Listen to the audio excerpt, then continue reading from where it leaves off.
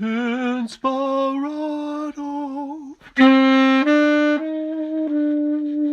Projecto,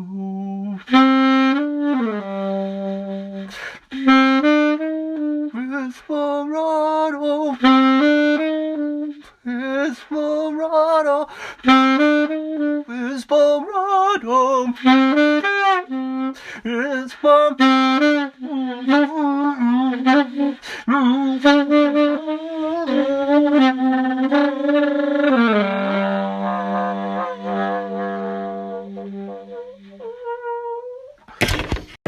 Everything is happening all at once.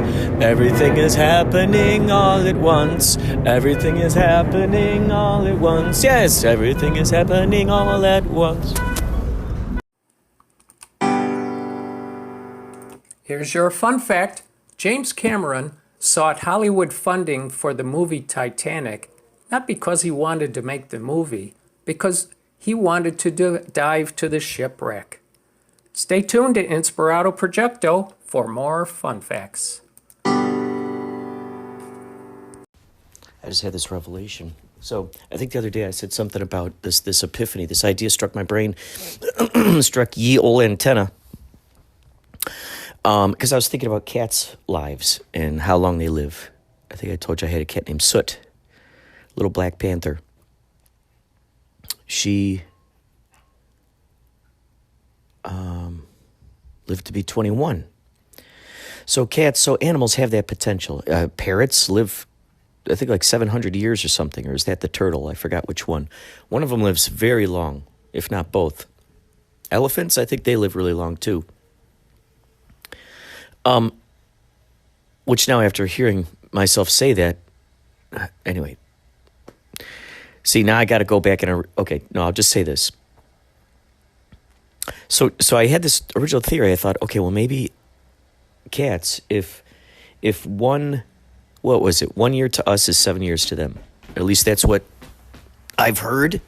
I haven't really done any research. It's just one of those pieces of information you always hear recycling throughout your life. There's lots of information like that throughout our lives that you just keep hearing that recycling. You just keep hearing it recycled through the decades. Other people say it. They think they're saying it for the first time, and you just don't have the heart to tell them. I've heard that about 800 times throughout my tenure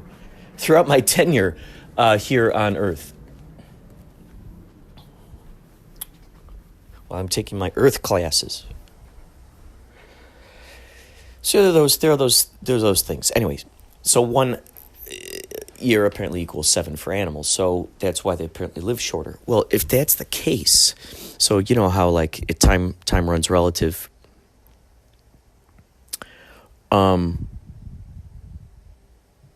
each person.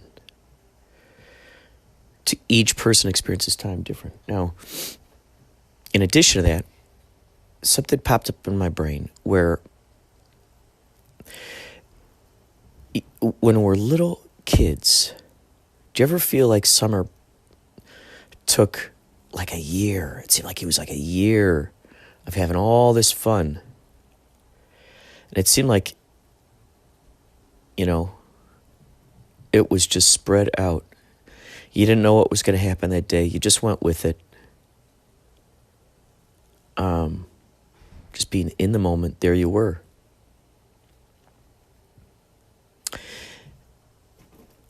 I'm wondering if time is so relative as to the size of the creature. So that's why when you leave for the store and you're gone 2 hours and you come back, to a cat, that is, do you multiply that by 7? Is that 14 hours? Is everything multipliable by 7? Is that what that is? Okay, so you're gone 2 hours and that cat actually feels like you were gone half the day. So what happens when we leave for a week? When we go for a week, we're out of there for a week. 7 times 7, that's 49 days. That cat feels that you have been actually gone for 49 days. Imagine if we put that at the human level, that human feeling. So now I'm starting to wonder if maybe this is why when we're kids, this is just kind of something that's just popping in my brain here, but maybe if when we're kids, that is why like kids are very impatient. They want things now. They want it now. They want it now. They want it now. They want it now. And there's maybe no concept of time passing. Maybe the more we,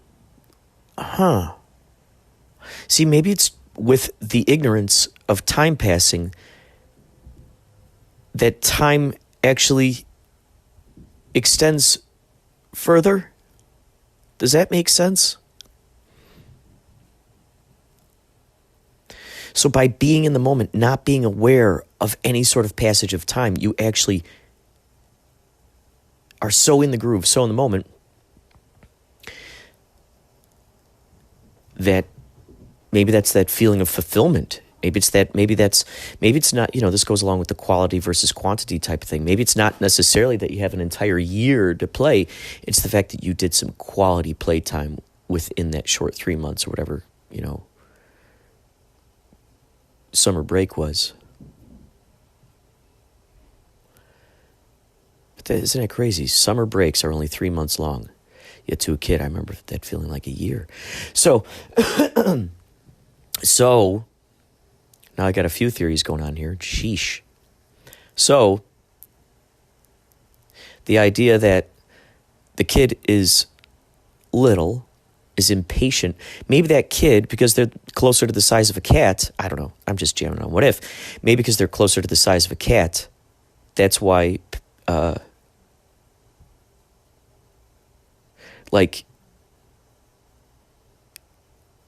we could go along with that 7 years vibe, so to speak, with a kid. So imagine if a kid goes, I want that candy, to go, okay, you can have it in 2 hours. To that kid, maybe it feels like 14 hours. I don't know. I'm just jamming on the what if here. Now that destroys, see, this is the thing, is that it's not, with every new discovery we come across, it's not as if they cannot coexist. They can totally coexist. These ideas could totally coexist.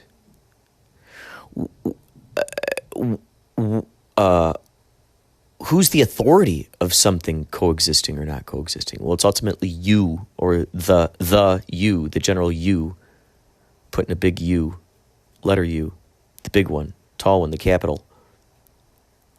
So whoever you is at that moment, in that particular moment, they will decide.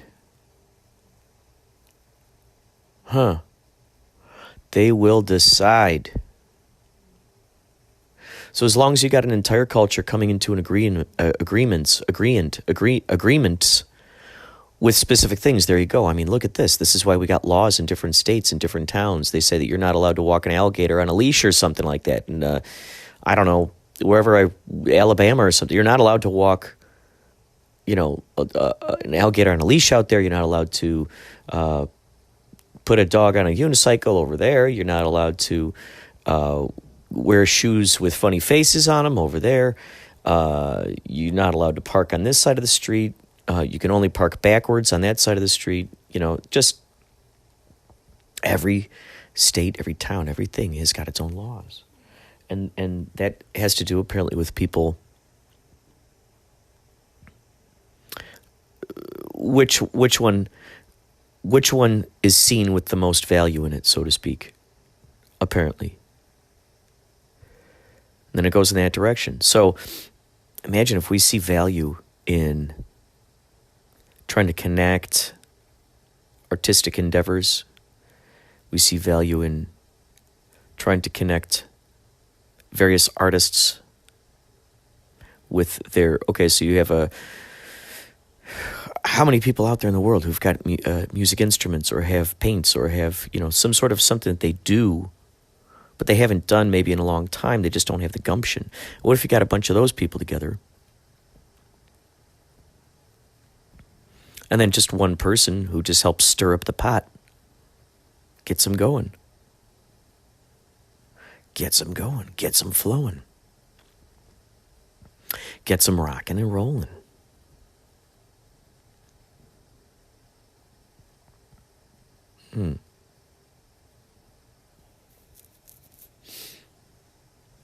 So yeah, with this whole idea of time, Because if a parrot is smaller than a human, how does it, I thought maybe it was relative to the size of the creature, but then you've got a parrot that's, lives to be 700 years old, and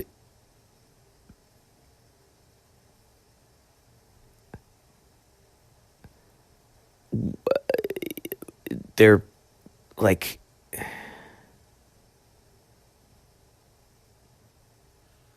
they're smaller than a human. I was just sitting here thinking simultaneously, like, if parrots can remember all those words, there's got to be a way to really teach them to understand how to put those sentences together and what that really truly means. Isn't it interesting? It's so interesting. So a parrot can put words together, but not necessarily understand the meaning. Or do they? Or do they? Who am I to judge? This cat has listened to me talk all the time. It listens to me talk all the time. This cat listens to me talk all the time, and maybe it's just choosing not to speak English to me. Maybe it knows English perfectly, and it's choosing to not speak it to me. I'll take you on a little trip with me. I know, you just got comfortable. You just got comfortable, didn't you, Oliver? You just got comfortable. Oh, I'm gonna go make some coffee. That's what I'm gonna do. That's what I'm gonna do. Hey, have any of you guys seen... I got 2 short films that are circulating around right now on IGTV. I don't know if I've told you about them or not. Maybe I have. There's one called Santanatas. It's a Christmas movie. And then a supernatural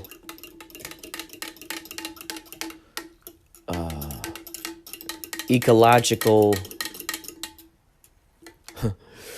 supernatural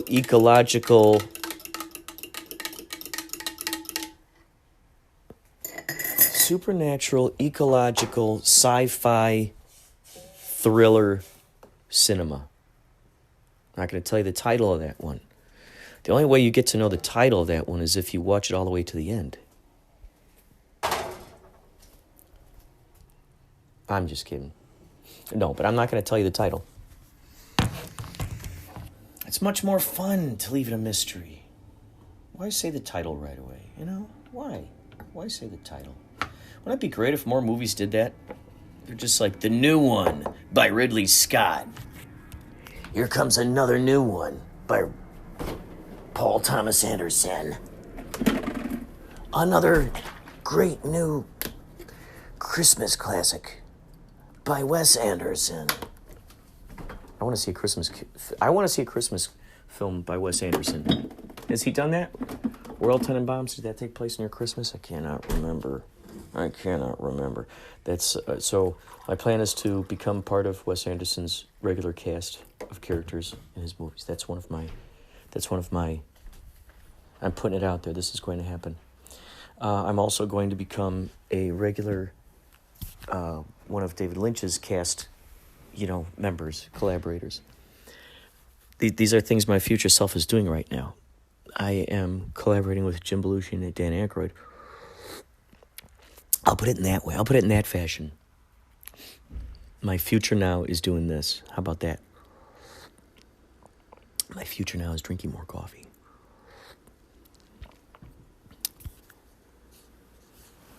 Yay. My future now is connected with purely ensemble-minded, collaborative, reciprocative people, teams. Gonzo Kitty, what are you doing over there, buddy? Come on out. Yeah, come on out. I'm gonna pet you. I wanna pet you.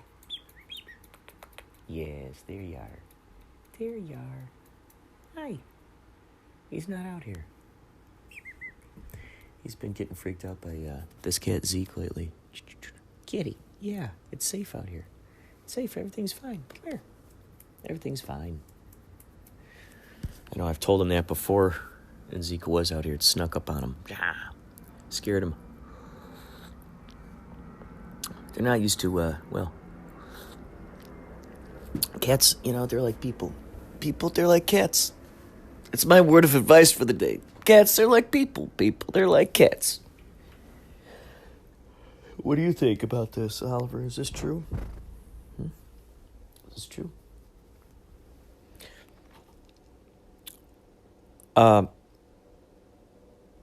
So, those are my ideas about time, relativity. What are your thoughts? What are your thoughts? They say time flies when you're having fun, which I could not agree with more. When you're having fun, when you're in that zone, when you're creating what you want to create, and you're moving and grooving, and you got all worked up, and that bonfire's bursting. Them fireworks are crickling and crackling. Those waves are tsunami.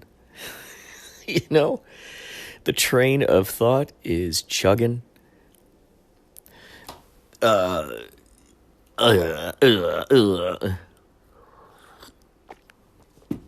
Etc. and so forth. I think we're going to invent a song right here, right on the spot. We'll use the uke. We haven't used the uke in a while. Which we start on.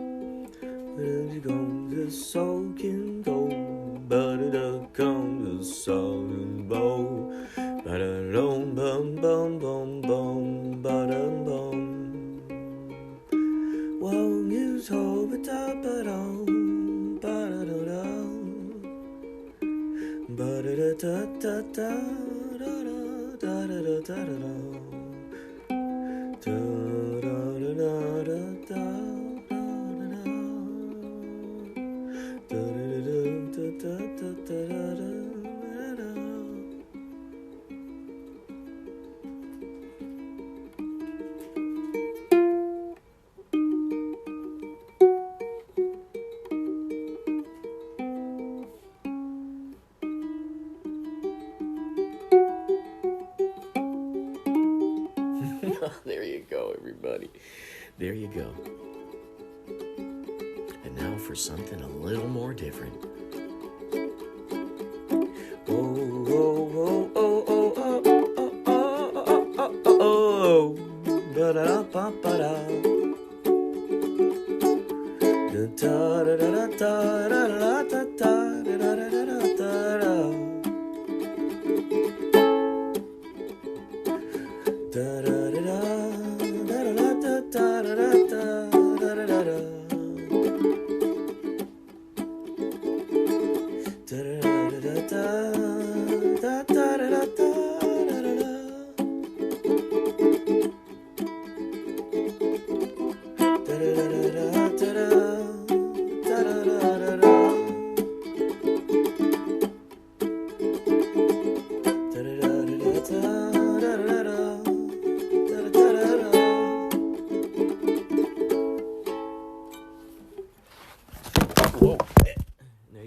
first uke song. You heard it here first, folks.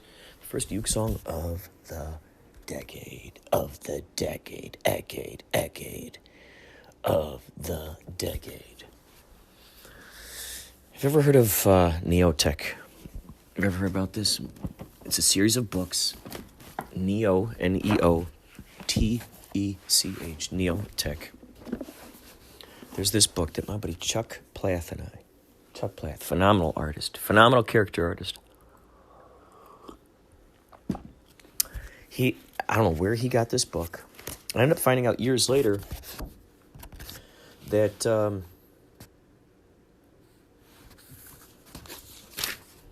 Lawrence August also went through the same book, and we have not once figured out what really is the core root of this thing.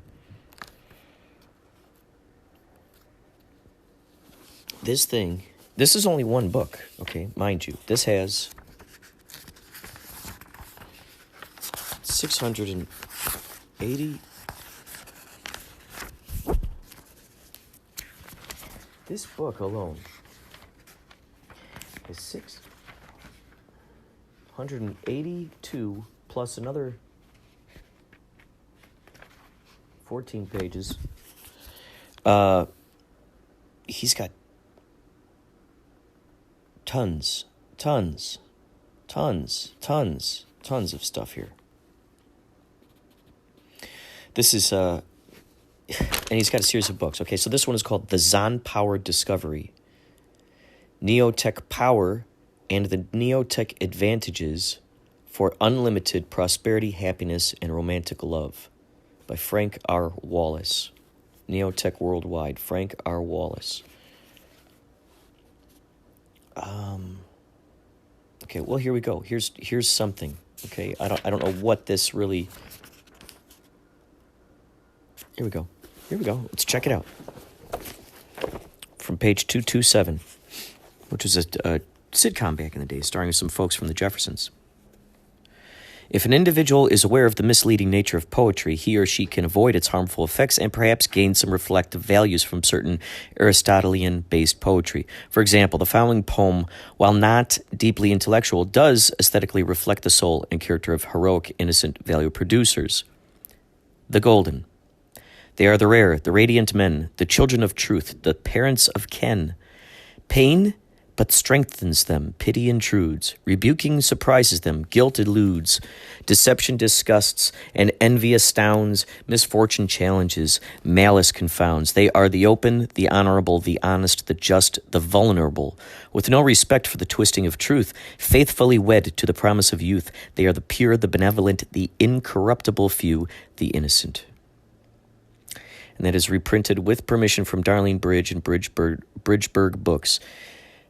Poetical sing-song or hypnotically rhythmic meter are often found in the rhetoric of dictators, evangelists, sibyls, politicians, theologians, mountebanks, social intellectuals, media men, medicine men, hallucinating psychotics, chanting Shiites, and screaming terrorists.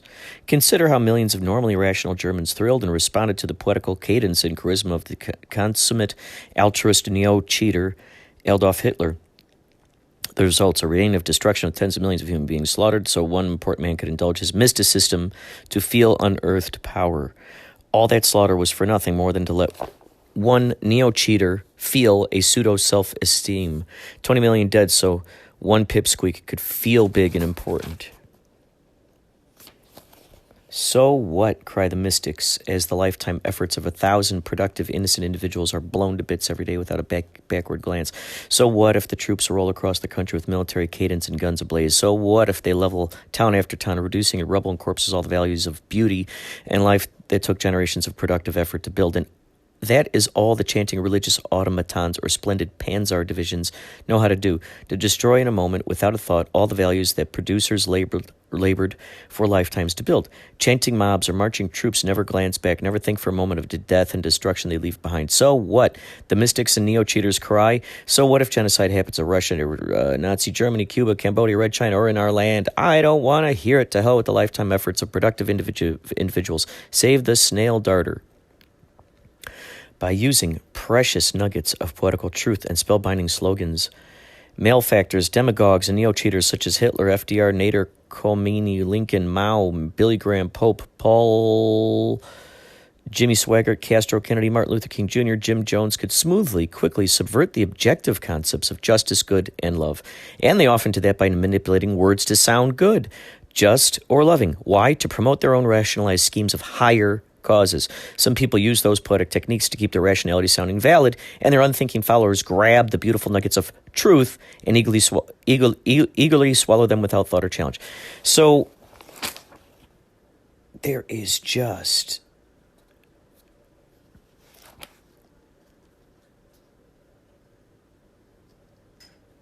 like, here we go. Let's go from page 18. Here we go.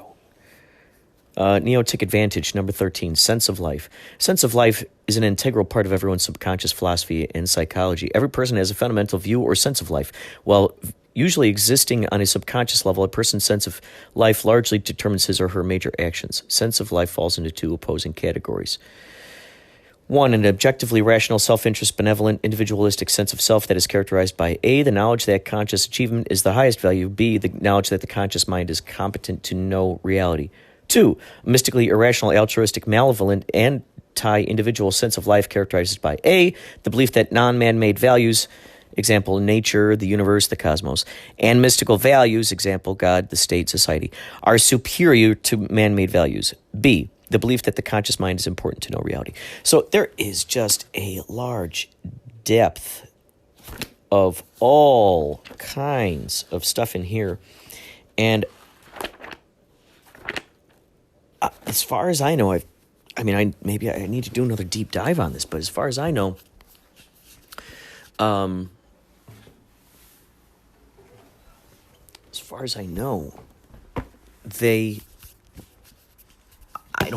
don't think the organization is around anymore unless they do. Maybe they hold private seminars. It'd be just very intriguing to really see what is at the root of this, and perhaps that's what each of these huge tomes. I'm going to call them tomes. I reserve that word only for the books that are just huge, man. It is a tome. There are a bunch of these tomes, Neotech. And I'm surprised it didn't catch on more. Or maybe it did, and I just don't know about it. Maybe there's an entire subculture out there that's living in a town someplace. Some town out there is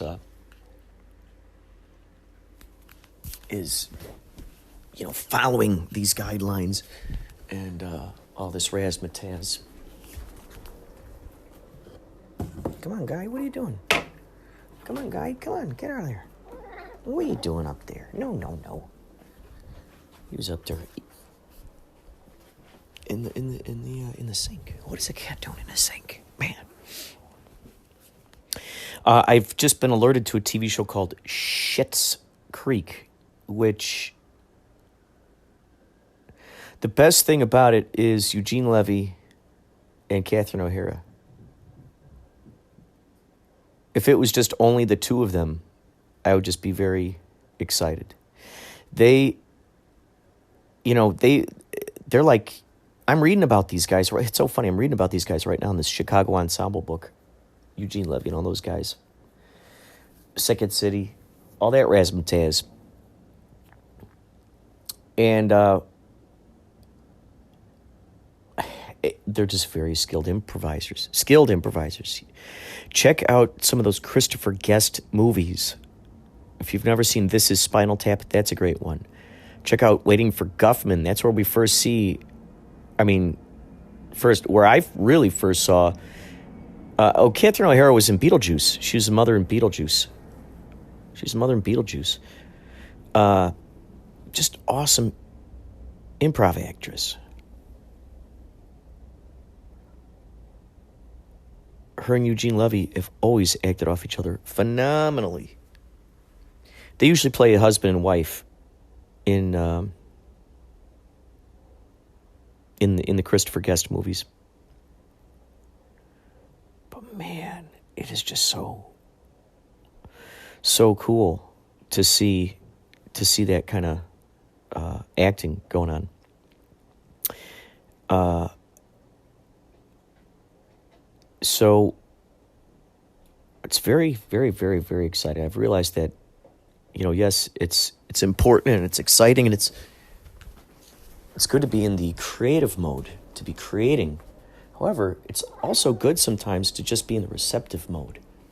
It's good to be in that receptive mode, whether it's reading, whether it's just listening to intellectuals talk, listening to jazz.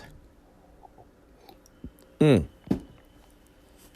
still got to upload this episode of K-Chung from Monday. I've been having some strange computer situations here. So I will talk to you later. I'm going to get this up. Ideally, by the time you hear this podcast, this K-Chung episode will be up. We're calling it Comedy Daggers.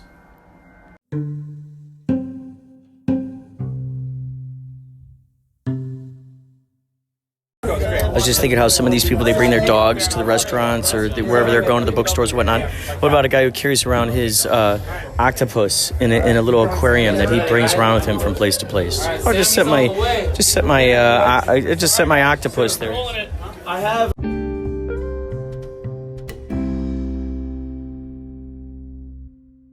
Warning, what you're about to hear is very graphic and erotic in nature.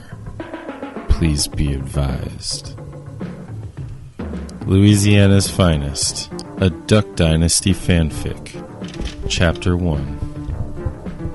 Why can't Louisiana just pick a season and stick with it instead of just flip-flopping from winter to winter and from summer to spring?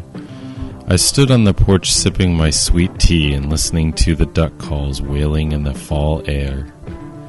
I listened and started naming each in my head. Mallard, wood duck, gadwall, American black ducks. I heard a twig snap and swerved my head to the side, facing none other than the naughty Sadie Robertson. "Your dad is gonna kill you," I said quietly before sipping my tea once more. I smiled as she fell while trying to climb up onto the porch fence, and then walked over and helped my old friend up. "Like you've never done it, Sadie Marie," she said to me, and she got up and dusted off her jeans. I smiled and poured her a glass of sweet tea. "Lemon or no lemon?" I asked, already knowing the answer. "No lemon," we both said simultaneously. I had been friends with Sadie since we were in kindergarten and had realized that we had the same name. Ever since that day, when I went to her house and we fell in a mud hole together, we've been best friends. Now her family was practically my second family, and we did everything together, from vacations to hunting to church. We did it as a big happy family, or should I say, a big happy family. My mom came out on the porch and smiled at Sadie. My mom grabbed the tea jug and said, "You know your dad gets cranky without his sweet tea," she said with a chuckle. Sadie's eyes go wide and she grabs something from her bag. She handed my mom a tea glass with the Duck Commander logo on it. "From our family to yours, the Robertson clan would like to wish Mr. Troy a happy 41st birthday," she said with genuine smile on her face as she handed my mom the blue tea glass that had a camo ribbon tied around it. My mom smiled and looked at the tea glass. My mom's dirty blonde hair swept to the side as the wind blew through her hair. "Why don't you two come in and give it to him? Y'all don't need to get too many mosquito bites," she said as she ushered Sadie and me in. I walked over to my dad, who was sitting at the table eating deer chili. "My dad Sadie brought you something," I said as she looked over at Sadie. "Here you go, Mr. Troy. "The Robertson clan wishes you a happy birthday," she said with a large smile as he took the tea glass. He looked at it and smiled up at Sadie. "Thank you, Sadie Grace," he said, causing Sadie to huff. He laughed at the nickname he had given her years ago. She still wasn't happy with it. I smiled, and Sadie and I went back outside with our tea. I looked out in the trees and saw a figure that was coming up from the woods. It wasn't only one figure, but 7 figures. I watched as Mr. Willie, Uncle Si, Mr. Phil, Mr. Jace, Cole, and John Luke came walking up to my front porch. Sadie scabbled under the swing, and I walked over to the edge and swung over the side. I landed and looked up to 7 men in front of me. "Hey, y'all," I said as I opened the gate so they could come up to the porch. They said their hellos, and Si said his random outburst, which made me laugh. We climbed the stairs, and I yelled at my mom. "Mom, get the tea! The Robertson men are here from a hunt," I said as my mom came out in her apron that was covered in flour. She brought out glasses, and I brought out the tea. I poured everyone glasses, and I also brought them some duck dumplings I made earlier. "Well, Miss Sadie Marie, you outdid yourself again. One of you boys," he said, pointing to John Luke and Cole, "better grab her while you can." I laughed at the comment Papa Phil had said. I picked up everyone's plate and went into the kitchen where Sadie was hiding. "Hey, you need to get out there," I said as I placed the plates in the sink. "No, I'll get caught," she said as she squatted down to pick up a fork I had dropped. "Say, you just pulled up to give my dad the present," I said, saying the truth as I started dragging Sadie outside. Before I could get through the door, I tripped and Sadie went tumbling through the door of the porch. I sat up and rubbed my arms. John Luke and Cole were soon there to help. They grabbed our arms and picked us up with ease. I looked down at my knees and saw the red liquid trickling down my legs. John Luke saw and helped me into the kitchen. "Let's get you all fixed up," he said as he helped me up onto the counter. He walked over to the first aid shelf and grabbed the Band-Aid. He placed it over the cut and wiped the dried blood off with a little tea from the jug. I looked into his brown eyes, and he looked into my chocolate ones. "We should go outside," I said before anything else happened. He helped me down, and we hurried outside. He sat back, and I sat on the swing.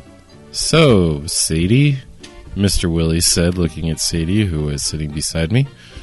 "Why were you at Sadie Marie's house?" he asked, folding his arms around his chest. "I was giving Mr. Troy his gift and asking Sadie if she wanted to spend the night. Mom said she could," she said. I nodded and looked at Sadie like, "You didn't tell me that." "I took the mule," she said as she pointed to the mule that was parked by the gate. Mr. Willie nodded and looked over at me. "Are you spending the night?" he asked, "but not quit finish?" "We are going hunting in the morning if you want to come along," he said as I nodded and smiled. Sadie and I then ran up the stairs to my room and grabbed my camo bag that was lined with neon orange ribbon. "Okay, so which pajamas, camo or duck?" I asked Sadie. She thought and looked between the two. "Camo," she said. I then proceeded to pack my camo under armor, boots, pants, vest, and my paint. I then grabbed my makeup, hairdryer, and flat iron. I had some other clothes at Sadie's house, so I finished by zipping it up. "Guns, guns, guns," I said as I walked outside and swung over the fence to get to the shed. I picked up my shotgun and my bow and arrows. "John Luke," I said. He then appeared over the ledge. "Catch!" I said as I threw the guns and my bow over the railing, which he caught. I then proceeded to climb up the railing. John Luke backed away, and I swung my legs over the side. I grabbed my gun and placed it in my case that my dad had laid out for me. I packed my bow and arrows away. I handed the gun and the arrow/bow case to John Luke. I swung my legs over the side of the railing with my bag, ready to jump down. "Well, are you coming?" I asked as I ushered him over. He did the same, and we both went down to the ground. I walked over to the mule, with him trailing behind. "New case, huh?" he asked as he placed it next to my bag. I nodded and looked over to him. He was looking up at the sky. I did the same and saw a small V in the sky. "Geese," I said as I looked at the ducks flying across the sky. I went over to the shed and grabbed my many different duck calls. I placed them in a box and carried them to the mule. I sat them down and heard a shout. "John Luke! Sadie Marie! Time to get going, you two!" I heard Jace yell. "Yeah, stop swap and spit, you two love ducks!" I heard Cy say. I laughed and started walking up until I heard another comment. "Cy, it's love birds!" I heard Jace say. I laughed again.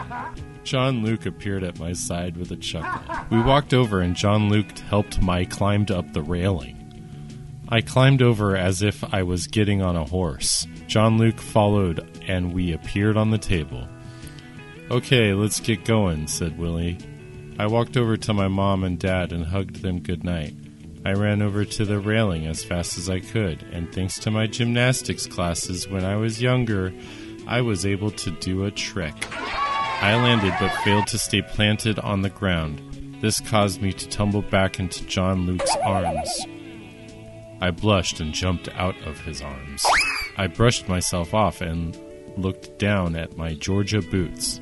"Thanks you," I said as I turned on my heels and walked over to the mule. I pleased my helmet on and looked over to see John Luke in looking at me. "You're driving?" he asked as he looked at me. "Would you like Sadie to drive?" I said loud enough for everyone to hear. I then heard snickers and Sadie huffing. I laughed and so did John Luke. I tossed him a helmet and gave one to Sadie, who was sitting in the back. I stepped on the pedal and let the mud fly. Sadie almost died from all the sliding, and John Luke was just laughing his head off. I was just concentrating on where I was and if I was going the right way. "And we're here," I said as I took off the helmet. Sadie got out and stubbled. John Luke did the same as me. I went to the back and grabbed my bags. I shoved the gun in John Luke's arms. "Safe," I said with a smile. He smiled back and I laughed. I walked into the house after I took off my now muddy boots. I walk in the door and see Miss Corey bringing out some sweet tea. "Hey, Sadie Marie, would you like some sweet tea?" she asked as she poured her a glass. "Yes, ma'am, thank you," I said as Sadie and John Luke followed. "Miss K needs your help after y'all go hunting in the mornin'. Something about pie," she said with a smile as she looked up at me. "Yes, ma'am, we talked at church last Sunday," I said as I sipped on my tea. "Well, you three get ready for bed. Y'all are waking up early tomorrow morning about 4.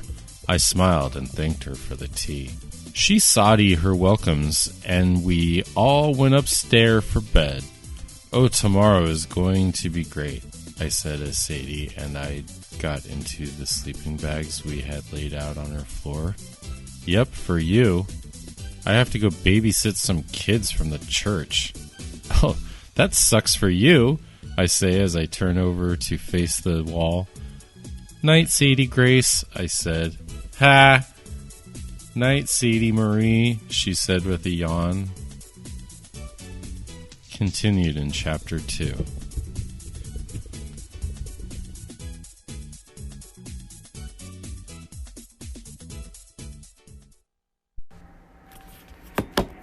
Here's a fun one. Things are in motion. Things are in motion. Things are in motion. Things are in motion. Things are in motion. Things are in motion.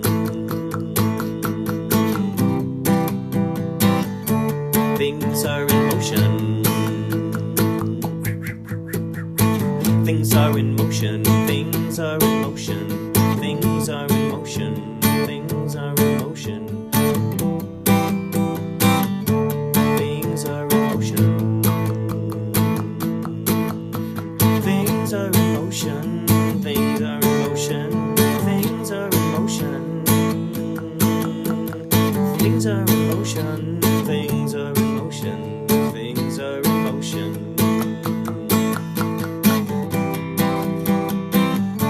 Things are in motion.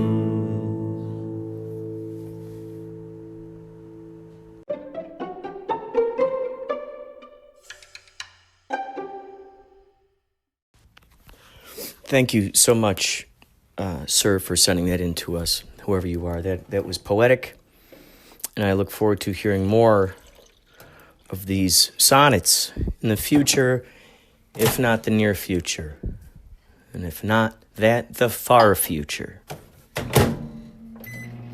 Upside down, diagonalized, or corkscrewed. I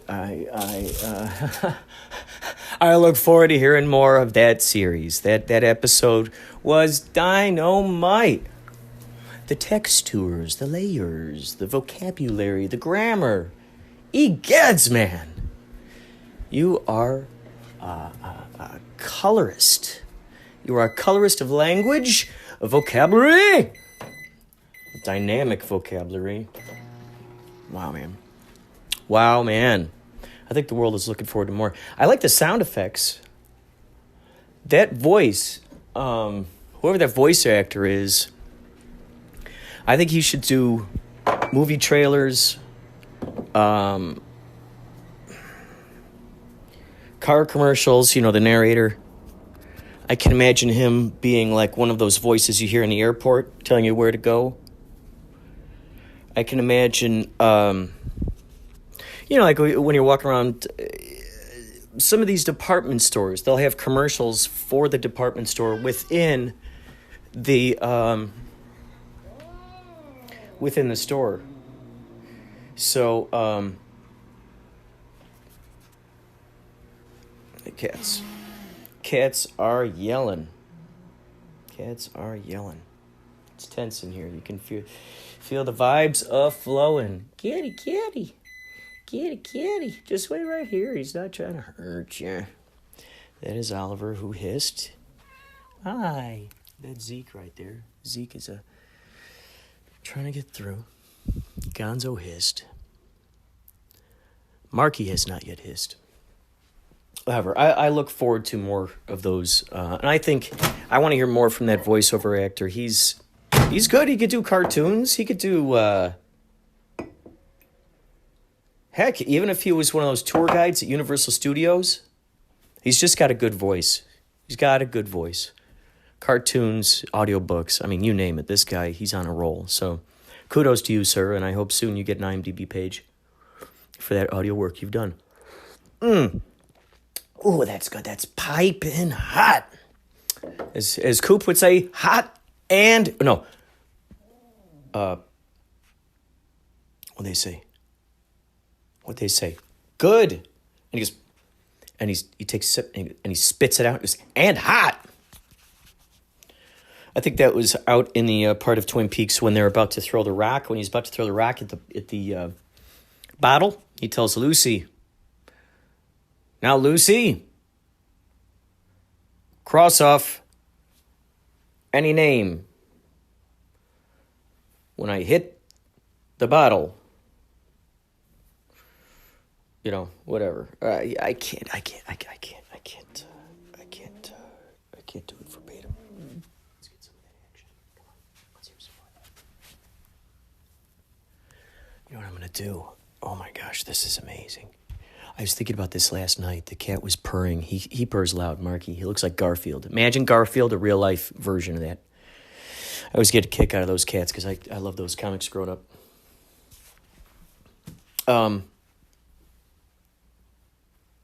So I had this epiphany last night. While Marky was purring, he purrs loud. So I thought, man, this would be great. This would be perfect. I could record the sounds from that and use those as the sounds in my upcoming short films, because I'm editing one right now. This is between you and me, all right? I recorded something with Pauly Shöres from Yachtly Crew, and Baba Booey. This is the second thing we recorded together outside of a venue. This one was before our show in Bakersfield, I believe. Yeah, it was Bakersfield. And there's a new place that opened. The Well, they're called The Well, the new place that opened. So good. And I saw these pipes, these industrial-looking things against the wall, and I thought, okay, Pauly, we're going to scope this out. What are some things we can imagine for the interplanetary escapee? What are some things he can do? I like shooting him from the back. I think it's a lot of fun. We don't really see too much of his face. We see little bits, but mostly it's just from the back. Because I like that Stanley Kubrick sort of astronaut look of his jacket. I think it's awesome. And the way that the light plays off it, kind of like, it's like... So he just ran around and did stuff. And then I directed him to do some stuff too. Like, oh, try this, try that. And I'm editing that together. So I'm having a lot of fun with that. So what I'm thinking is, if I record Marky with his purring, let's see if we can get it going here. Listen.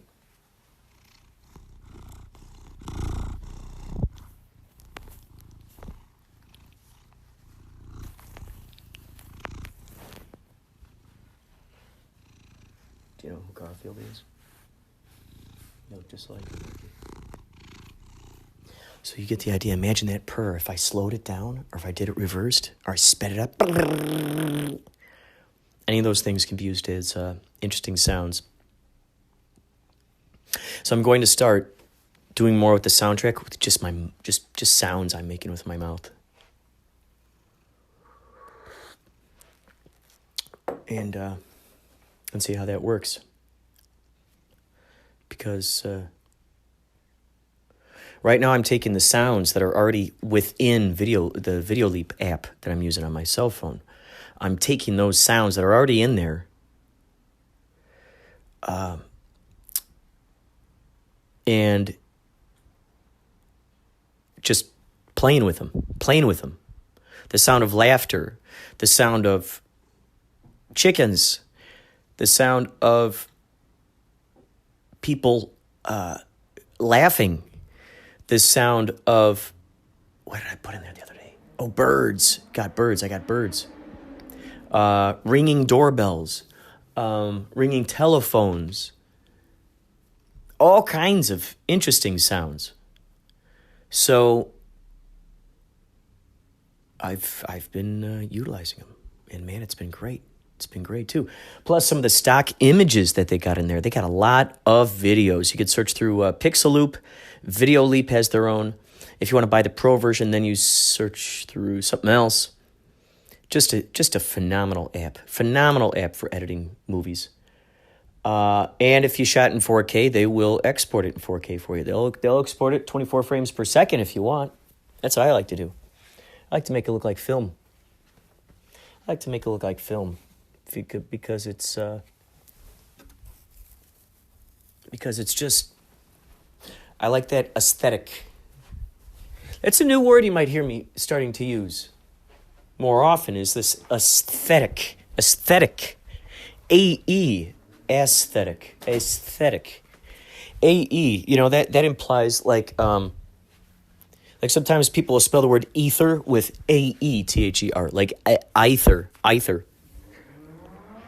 And maybe that's what that is. It's like it's something from the ether, something aesthetic,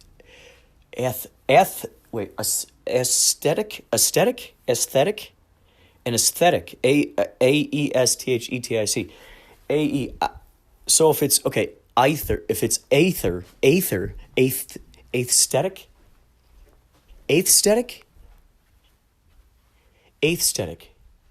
aesthetic. Is that the way you're supposed to say it? Aesthetic. It's like saying I. It really is. Aether. Aesthetic.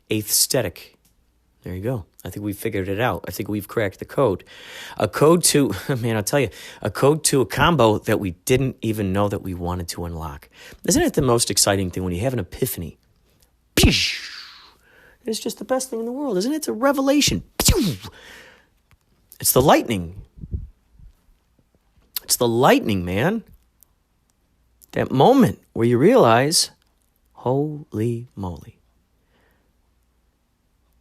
It's like finding it's like solving a math equation. It's that joy. It's the solving of a puzzle. It's the feeling of putting together the puzzle. It's like, wow. Wouldn't that be interesting if the way that we were to reframe our brains into the things that we want in life, the things that excite us the most, it's just there already. So imagine it's a puzzle. It's a puzzle. You're the puzzlementarian, folks. Puzzlementarian. This is a phrase I coined many a moon ago, probably in 2005, I'd say. Near then, maybe 2003, when I was following the Andy Kaufman stuff. So anyway, you're a puzzlementarian. You're the puzzlementarian. You made the puzzle. Your higher mind, your grand higher mind, made the puzzle for you. Because it knew you would feel this wonderful victory for earning. You feel that when you earn, you feel like you really, really earned it. It's a satisfying meal, comfort food. Macaroni and cheese. French fries. Mashed potatoes. What are your comfort foods? It's that satisfaction of solving the puzzle of when it goes, keymaster, gatekeeper. Combo maker, combo breaker, combo solver, combo inventor, combo solver. So, okay, that has cooled off just a smidgen, and it's great. I think it's great. So I thought it'd be great. I record this out of the cat. This one. Oh my gosh, listen to this.